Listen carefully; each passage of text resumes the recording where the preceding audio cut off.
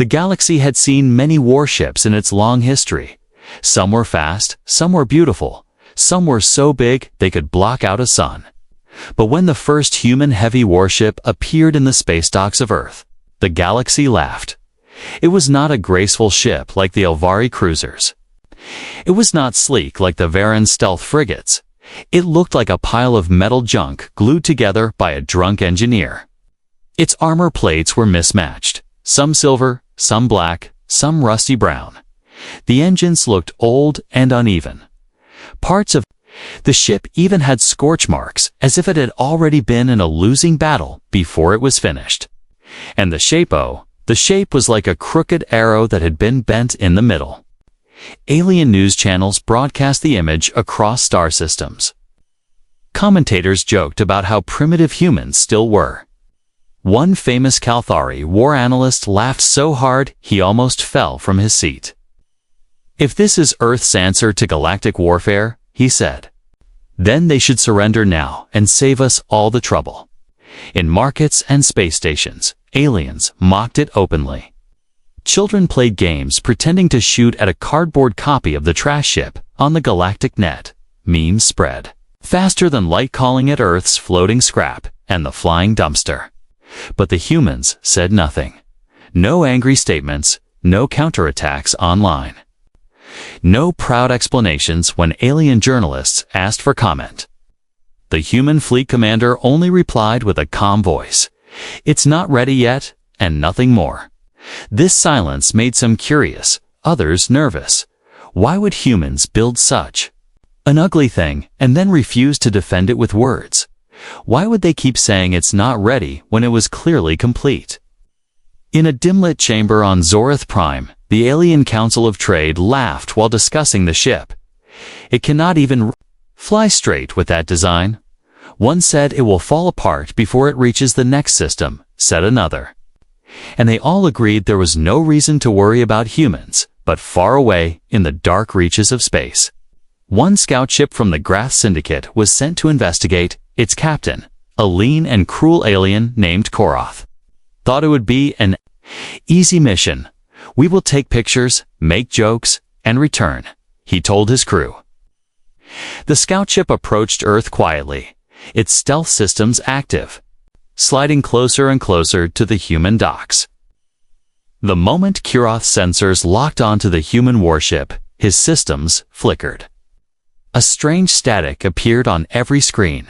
His communication array buzzed with sharp noise, strange interference. The engineer muttered. Seconds later, the scout ship vanished from all galactic tracking grids. It sent no distress call, no final message, nothing. Rumors began to spread. The Grath Syndicate claimed they had lost connection due to engine failure. But no one believed it. Ships that close to Earth space rarely just vanished without trace. Still, no one linked it to the ugly human ship, at least. Not yet. Then, 3 days later, the warship moved. It detached from the space dock with a slow, almost lazy push of its engines. Its path was strange. Heading toward the outer rim of known space, no official mission was announced. No escort fleet accompanied it. Just that one lonely, mismatched ship drifting into the unknown. Alien stations along the outer rim saw it pass. Some laughed again. Maybe they are sending it to the scrapyard. One dockmaster joked. Or maybe it's lost, said another, but a few older captains, ones who had fought in many wars, did not laugh. They watched it quietly, noting how it moved, not clumsy, but deliberate. Some said they saw strange ripples in space behind it, like the air of space itself was bending around its engines. Others claimed it was completely silent on all scans, as if it was there, yet not there. No one could explain it. The Galactic Council didn't care. They were too busy with border disputes and trade wars. The human ship was not a priority. It was just a curiosity. Nothing more, but those who saw it in person could not shake the feeling that it was not what it seemed. In a small cantina on a dusty moon, a group of alien freighter pilots discussed it over drinks. One swore he saw the ship's hull change color slightly as it passed. Another claimed the ship had dozens of hidden weapon mounts disguised as broken panels. But their friends laughed and told them they had drunk too much engine brew. Back on Earth, no one spoke of the ship's mission. The crew boarded quietly, their faces unreadable. The captain, no, a tall man with silver hair and calm eyes, said only one sentence to his officers before departure: "The galaxy thinks it knows us. Let them keep thinking that." And so, the ugly warship sailed into the darkness, leaving behind a galaxy that laughed, unaware that soon that laughter would turn into silence. And then into fear. The human warship drifted through the quiet black of space, its engines pulsing softly, like the heartbeat of some giant beast. Its path led toward a narrow trade route used by small freighters and independent haulers. A place where pirates often waited for easy prey, far ahead, hidden inside the shadow of a large asteroid. A pirate fleet rested, their ships painted black and red, their weapons ready. The leader? A bulky reptilian named Vorek watched his scanners. His eyes narrowed when a slow, ugly shape entered the edge of the radar. "What is this scrap pile doing here?" he muttered. His crew laughed. They had heard of this ship from the Galactic news. The so-called Earth's floating scrap. To them, it was an easy target, a ship worth stripping for parts. Vorek sent out 3 fast raider ships. They moved in quickly, surrounding the human warship, broadcasting on open channels. "Attention, human vessel. Power down and prepare to be boarded. Any resistance will be met with fire." Inside the human bridge, the crew remained calm. The captain sat in his chair, hands folded, his eyes scanning the incoming raiders. "Do not respond," he said. His voice, even the pirates, fired a warning shot, a bright beam streaking across the void, striking the warship's side. To their surprise, the beam vanished on impact, as if it had been swallowed by the ship's armor. No burn marks, no damage. One pirate gunner cursed. Firing again, same result. The ugly human ship didn't even try to dodge. It simply kept moving. Forward, slowly, deliberately, like a predator that knew it could not be harmed. Vorek growled and ordered a full barrage. All 3 raider ships fired at once. Beams, missiles, and plasma bolts lit up the darkness. But each strike vanished the moment it touched the human hull. The pirate crews shouted in confusion. Their sensors showed zero effect. No shield flicker, no structural damage, nothing. Then the human warship stopped, its forward lights glowing brighter. A low hum filled the channel, and the captain finally spoke. His voice cold. "You fired first. You chose the outcome from T." Beneath one of the uneven armor plates, a weapon extended. It did not look like any known cannon. Its barrel glowed faintly blue. The pirates tried to retreat, their engines roaring, but they were too slow. The human warship fired once. A thin beam lanced through space. No explosion, just a silent ripple of energy. The pirate flagship shuddered. Then came apart in complete silence, its pieces drifting into the void like ash in the wind. The remaining 2 raider ships panicked. Breaking formation, one tried to jump to warp, but its systems failed instantly. The other turned and fled toward the asteroid field. The human warship did not chase. It didn't need to. One of its weapon pods rotated slowly, fired again, and the fleeing ship vanished in a flash of white light. The last pirate ship screamed into the comms, "Do not engage the human ship. I repeat, do not engage." Then disappeared into deep space, never to return. Word of the encounter spread faster than light across the pirate networks. Vorek's crew was gone, destroyed in less than a minute, by a ship that never even raised its shields or moved to evade, but the galaxy still didn't believe. Some called it an exaggeration. Others said the pirates were drunk or inexperienced, yet quietly. Some began to take note of the strange details, the way the ship absorbed fire, the single mysterious weapon that ended battles instantly. The fact that it never pursued survivors, back on the human bridge, the crew worked silently. The captain leaned back in his chair. "Transmit the coordinates of the next sector," he said. "We're not here for trophies. We're here for a message." The navigator nodded. Plotting a course deeper into alien-controlled space, the engines rumbled, pushing the ship forward. In a far-off system, a Kelron merchant captain heard the pirate warnings but dismissed them. "No ship is unstoppable," he told his crew, and humans. "They are still new to the galaxy." He would soon regret those words. As the human warship moved on, it passed through asteroid belts, abandoned mining stations, and deep void stretches where no light reached each time alien ships spotted it. They turned away, choosing not to test their luck. And still, the humans said nothing. No public statement, no broadcasts.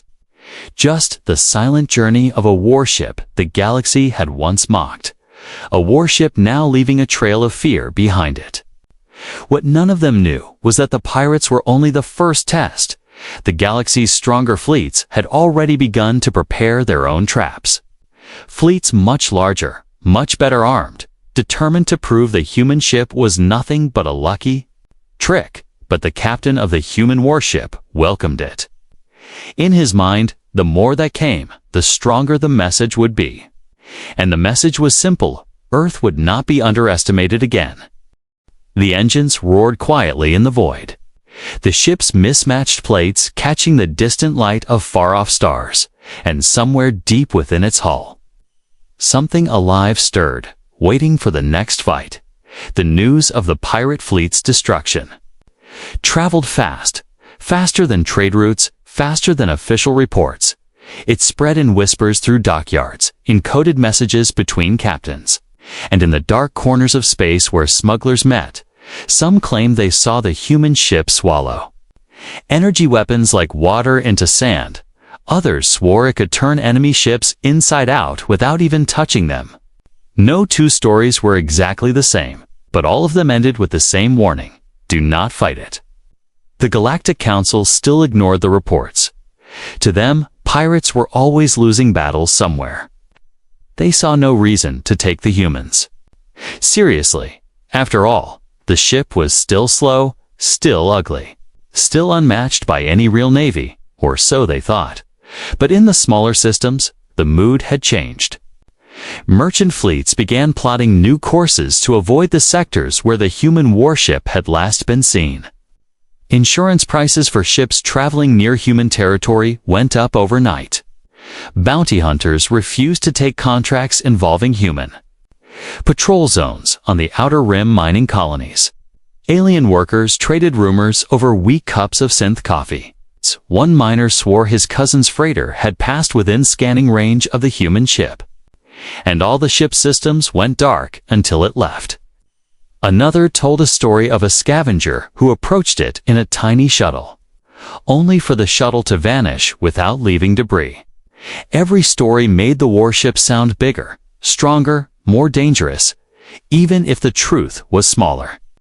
Fear had a way of growing on its own. In a smoky cantina on the moon of Rovell, a group of retired captains sat around a circular table, their faces lined from years of deep space. They did not laugh like the younger ones did. Instead, they spoke. In low voices, "I've seen this before." One said, "Not this ship, but this pattern. Something the galaxy underestimates." "Until it's too late," another captain nodded. "Humans aren't showing their hand." That's the part that scares me. Back on the galactic net, new images began to appear. Blurry shots of the human ship drifting past distant stations. Grainy vids showing strange distortions in space near its hull. Some claimed those distortions were weapons charging. Others thought they were engines unlike any in the galaxy. Spy agencies from half a dozen species sent drones to follow it, but none returned. They either went offline without warning or came back with corrupted memory banks showing nothing but static. Still, the ship kept moving, never stopping for long in one place. never docking in alien stations. Its path was unpredictable, like it was choosing its targets carefully. In the great city of Velith Prime, a council meeting turned tense when a security officer reported that 3 military scouts had gone missing after tracking the human warship. Their last transmission was a single sentence: "It's watching us," and then silence. The council leader dismissed it as unfortunate accidents, but the other members exchanged uneasy glances. They all knew too many accidents were happening around one single ship. Even in the criminal underworld, the fear was spreading. The Kren Syndicate, known for raiding unarmed cargo ships, announced that all crews were forbidden from engaging human vessels. "Profits are important," the syndicate leader said, "but survival is more important." Meanwhile, inside the human warship, the crew monitored these rumors quietly. Their communications officer received intercepted messages from alien systems, many of them in panic. The captain listened with calm satisfaction. "Let them talk," he said. "Fear is the first step." In the engineering bay, the chief engineer stood beside a strange, sealed chamber deep in the ship's core. Its surface pulsed faintly with light.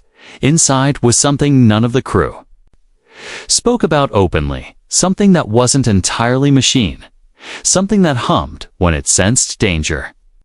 As the warship crossed into the sector of the Iraq Dominion, a new challenge awaited. The Iraq were a proud warrior species. They had no fear of rumors. They believed only in strength proven in battle, and they had decided to test the human ship for themselves. A small squadron of Iraq interceptors intercepted the warship, circling it like sharks, broadcasting human vessel. "You are in Iraq space without permission. Power down your engines or be destroyed." The human captain gave no answer. The ship kept moving forward. The Iraq opened fire, beams of green energy slamming into the human hull. Just like before, they vanished on impact. The warship still did not fire back. Not yet. One of the Iraq ships moved closer, too close, in a blink.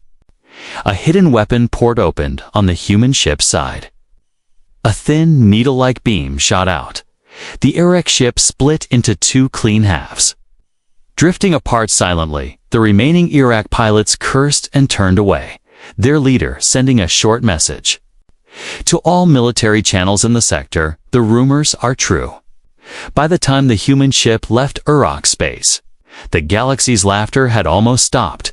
In its place was something heavier, quieter, more dangerous. Fear had taken root. The galaxy could no longer pretend the human warship was just a joke. Too many ships had gone missing. Too many survivors spoke of impossible weapons and invincible armor. Fear was spreading, and with fear came the desire to end the threat in a hidden war council deep inside the Calthari Nebula. Representatives from 5 major powers gathered. Each had lost ships to the human vessel, some in battle, some in mysterious disappearances. Their pride demanded revenge. They agreed on a plan.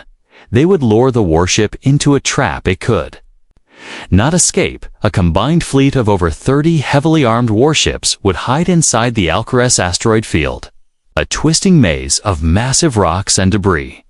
Their ships would be positioned to block every exit. The asteroids themselves were fitted with concealed weapons. The commander of this operation was Admiral Vroth, a tall insectoid with 6 sharp eyes and a reputation for never losing a battle.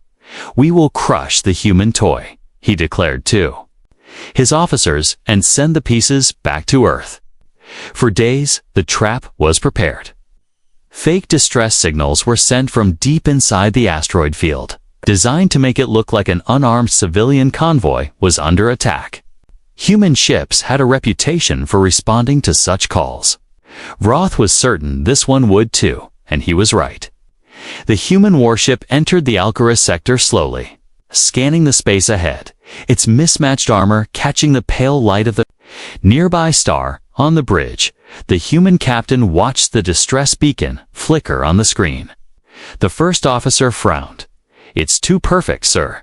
It feels like bait."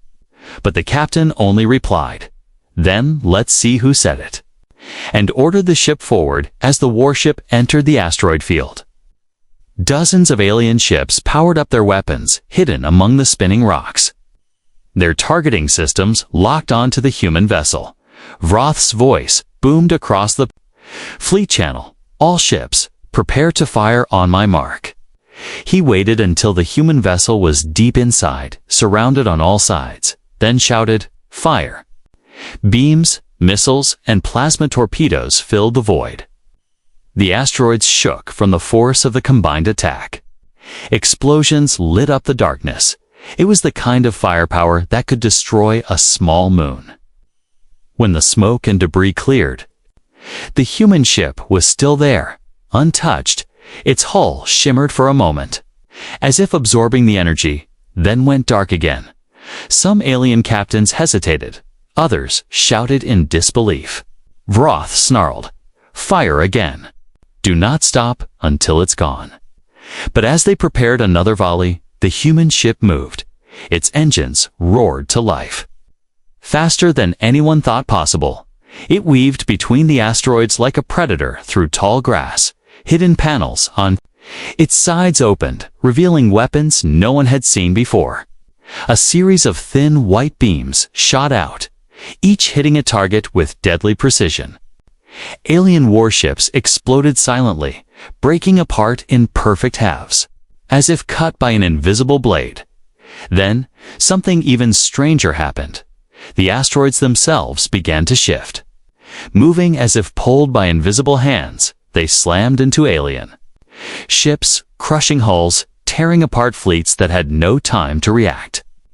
On the bridge of his flagship, Vroth screamed orders, but one by one, his ships were destroyed.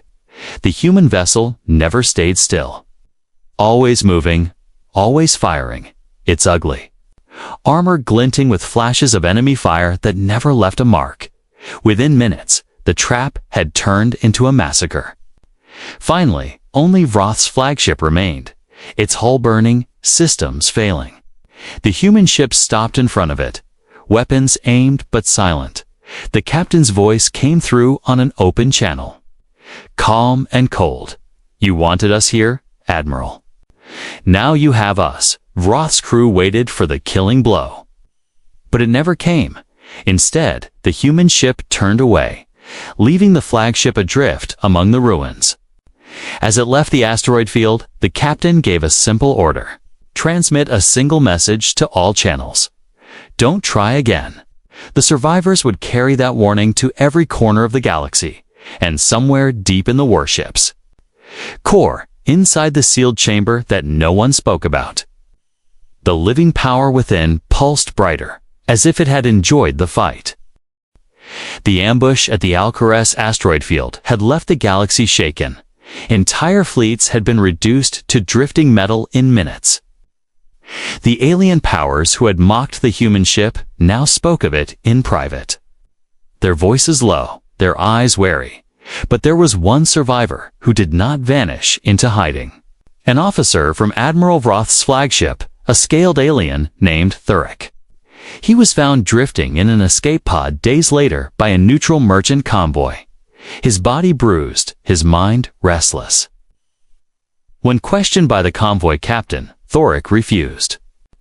To speak in front of the crew, "Take me somewhere safe," he demanded. "I have seen what powers that ship, and the galaxy needs to know." The convoy brought him to the station of Elvarus 9, a place known for trading and information. There, in a dim private room, Thuric finally spoke to a group of curious listeners. "It is not a normal engine," he began, his voice shaking. "And it is not a normal weapon system either. There is something alive inside that ship, something that looks at you." The room fell silent. Thuric continued, "During the battle, our sensors detected a massive energy spike, but it didn't match any known technology. It was organic, like the pulse of a living creature. When the human ship moved closer, I felt it, not just on scanners, but in my head, like it was studying me." Some listeners scoffed, calling it battlefield stress. But others leaned forward, curious. Therek's eyes narrowed when our weapons hit. They didn't just bounce off. The ship drank the energy, like it was feeding, and each time it absorbed a hit. The thing inside grew stronger. I swear I could hear it like a heartbeat through the hull. The story spread from Elva Riznine into the darker corners of the galactic net. Pirates, smugglers, and mercenaries whispered about the beast ship, claiming it carried a creature older than human. Space travel. Some said the humans had captured it. Others said they had built it, but no one could agree on how. Inside the human warship, the truth was simpler and stranger, deep in the engineering section. Past the sealed blast doors was the core chamber, a place only 3 people on the entire crew were allowed to enter. Inside, suspended in a field of shimmering light, was the heart engine, a fusion of human engineering and something recovered from the far edge of explored space. It pulsed with slow, steady light. Almost like breathing, tendrils of energy snaked into the ship's systems, feeding it power, adapting its armor, shaping its weapons in ways even the crew didn't fully understand. The captain often stood before it in silence, his hands behind his back. He never spoke to it. But somehow, he knew it understood him. They had found it years ago, drifting in the wreckage of a forgotten battlefield beyond the Orion fringe, half dead, nearly dormant, instead of destroying it. The humans had built a ship around it, offering it a partnership. It would defend Earth, and in return, it would be given freedom to grow. Now, as the galaxy whispered, the heart engine pulsed brighter than ever. It had tasted battle again. After centuries of silence, and it wanted more, back on Elvarus 9. Therek's story began to take shape in official reports. Some governments dismissed it as nonsense. Others took it as a direct threat. The Uruk Dominion issued an order that any ship sighting the human vessel was to retreat immediately. The Kelron Empire went further, banning all travel within 5 sectors of its known path. But curiosity was a powerful thing. Several spy agencies pooled resources to capture the human ship and confirm the truth. They prepared infiltration teams, equipped with stealth tech and sensor dampeners. Their goal was to board the warship and reach its core. The humans let them try, late in the rotation cycle. 3 small infiltration craft slipped into the warships. Shadow, docking on its underside, their crews moved quickly, cutting into the hull and slipping inside. At first, the corridors were quiet. The only sound was the hum of distant engines. But as they moved deeper, the temperature began to rise. A low vibration filled the air, like the purr of some giant predator. One by one, their coms went silent. Cameras showed nothing but static. And the last transmission from the lead infiltrator was a trembling whisper. "It sees us, before." The feed went dead when the human ship left the sector the next day. There was no sign the infiltration teams had ever existed. Rumors exploded again. Now, mixed with fear and awe, the galaxy no longer laughed. It no longer even tried to explain the warship. Instead, it began to give it names. The Beast Ship, the Black Flag, the Silent Hunter, and deep inside its core, the heart engine pulsed once more, waiting for the next challenge, knowing it would come. Because fear had a way of attracting those too proud to run. By now, the human warship was more than a ship. It was a shadow moving across the galaxy wherever it appeared. Silence followed. No one dared to block its path. No one tried to chase it, and slowly the galaxy began to change its shape just to avoid it. Trade routes that had been used for centuries were suddenly abandoned. Entire sectors once filled with merchant convoys went dark. Cargo companies rewrote their navigation maps, bending around the known travel line of the warship like rivers around a mountain. The Kelron Empire was the first to issue an official order. If you see it, you turn away. Their navy commanders received instructions to retreat immediately. Upon visual contact, no matter the mission, no matter the cost. The penalty for disobeying was death, but not because of the Empire, because disobedience meant certain destruction. Other powers followed. The Urak Dominion, proud and fearless, quietly moved its border fleets farther inward, claiming it was for strategic redeployment, but every captain knew the truth. The great Urak warships were avoiding a fight. They could not win, even pirates, smugglers. And raiders started mapping no-go zones based on rumored sightings of the human ship. Messages flashed through the underworld network. Sector X9 is hot. The beast ship passed through. And every smart criminal rerouted in spaceports across the galaxy. Dockmasters shared the same story. It doesn't matter if you have the fastest ship, it will find you, and you will not come back. Those who had once laughed about Earth's floating scrap now spoke its name in whispers. On the warship itself, the crew noticed the change. Their scanners showed fleets turning away long before they could be seen, merchant convoys vanishing from planned paths, mining stations going silent when the warship entered the system. One young officer asked the captain, "Sir, are we trying to scare them on purpose?" The captain's calm eyes shifted to the stars outside the viewport. Fear is the best shield. It stops battles before they begin. And yet, not everyone ran in the Varan cluster. A group of hot-blooded mercenaries took the retreat orders as an insult. They called themselves the Fireclaw Squadron, boasting that they would destroy the human ship and claim its wreckage as proof that it was all a myth. The warship entered their sector quietly, just as it always did.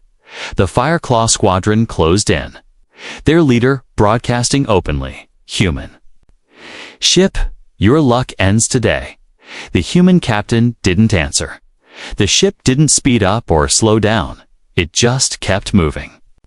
The mercenaries opened fire. Missiles, beams, and kinetic slugs streaked toward the hull.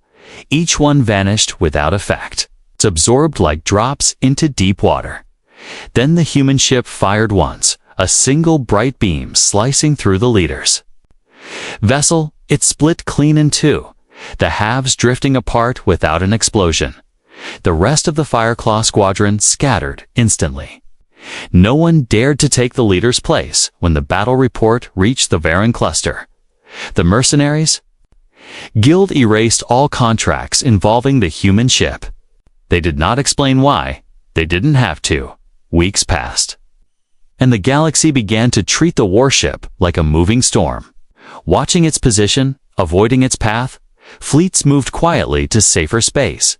And some planets even evacuated entire cities in advance when rumors claimed the ship was heading their way in one remote mining colony. The sight of the warship on long-range scans caused a complete shutdown. The workers boarded every shuttle they had and fled to the nearest moon, leaving the mines still running, drills humming in the empty dark, back on Earth. The human high command watched the galaxy's reaction with quiet satisfaction. To them, this was the plan all along. No endless wars, no massive losses, just the slow spread of a single, undeniable truth. The warship's captain received a secure message from Earth Command. Just 2 words, "Continue forward." He smiled faintly, ordered a new course plotted, and the engines rumbled to life. But deep in the sealed core chamber, the heart engine pulsed with an almost impatient rhythm. The humans might have been content with the retreat, but the thing inside hungered for something else. It wanted those who would not run. It wanted to test itself against the strongest. And somewhere in the galaxy, those strong ones were already gathering. Proud fleets, ancient empires, unwilling to bow to fear. They would not retreat. They would prepare to meet the human warship head-on. The galaxy's great retreat had bought them time. But time was running out. The galaxy had pulled back, but not all the way. In the hidden war halls of old empires, there were still voices calling for action. They refused to believe that one human ship could force them into hiding forever. Pride was a powerful thing. And pride demanded a final answer. A coalition began to form in secret, led by the Craven Imperium. Joined by several smaller powers eager to prove they were not afraid, they gathered their fleets at the edge of the Orion Corridor. The only known path the human warship could take if it wanted to cross into the inner galaxy. The plan was simple. Trap it in the corridor, surround it on both sides, and unleash overwhelming firepower until nothing remained. They brought more than 200 ships, the largest combined fleet the galaxy had seen in decades. Meanwhile, aboard the human warship, the captain already knew they were coming. Earth Command had intercepted encrypted transmissions days ago. The crew worked in calm silence, not preparing for panic, but for precision. In the sealed core chamber, the heart engine pulsed faster, as if it sensed the challenge ahead. Faint ripples of light ran across its surface. The tendrils that connected it to the ship systems tightened, feeding more power through the armor, the weapons, and the engines. As the warship approached the Orion Corridor, the Coalition fleet lit up the dark, their ships forming an unbroken, while their weapons charged, their comm channels buzzing with confidence. A voice from the Craven flagship boomed across all frequencies. "Human vessel, you have violated the safety of the galaxy. You will now surrender your ship and its technology, or be destroyed." The human captain opened the channel, his voice steady. No, there was no insult. No explanation, just a single word. The fleet opened fire. A storm of beams, missiles, and plasma engulfed the warship. The explosions lit up the corridor like a newborn star. For a moment, some thought they had done it. But as the light faded, the human ship was still there, its hull glowing faintly with absorbed energy. Not a single plate damaged. Then the humans struck back. The warship moved with sudden, impossible speed, weaving through the enemy formation, its weapons firing in perfect rhythm. Thin beams cutting through the largest ships as if they were made of paper. Asteroids on the corridor's edge began to shift again, pulled into paths that smashed into enemy cruisers, breaking their lines. The Coalition's strategy dissolved. Within minutes, ships broke formation. Some tried to retreat. But the warship had already closed the exits. Through the chaos, the captain's voice came again. Broadcast on every channel. We do not want your territory. We do not want your resources. We only want you to understand this. If you bring war to Earth, you will not survive it. The fleet kept fighting. But the outcome was already decided. One by one, the great warships of the Coalition fell. There, wrecks drifting in the cold dark, and when the last enemy ship was gone, the human vessel did not celebrate. It simply turned away, engines burning slow. In the days that followed, the battle at the Orion Corridor became legend. News of it spread even faster than the stories before. For the first time, the galaxy understood that the humans had not built this warship for conquest. They had built it as a warning back on Earth.